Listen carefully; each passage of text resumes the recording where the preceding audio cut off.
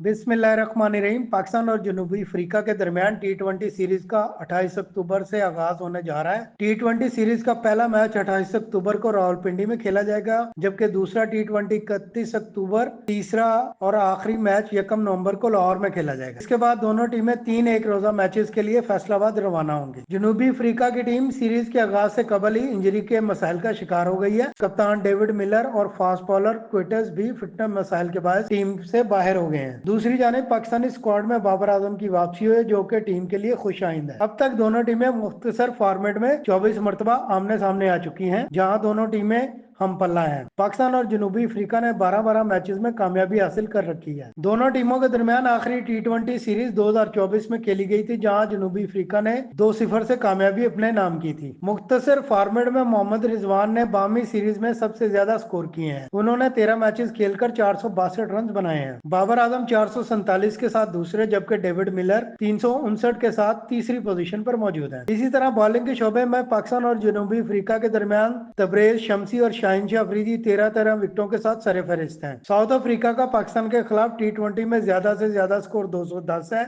जबकि शाहीनों ने जनूबी अफ्रीका के खिलाफ 206 रन का मजमुआ तरतीब दिया था। जनूबी अफ्रीका के खिलाफ कम तरीन स्कोर की बात की जाए तो पाकिस्तान 98 रन बना सकता, जबकि साउथ अफ्रीका का शाहीनों के खिलाफ कम तरीन स्कोर 100 है।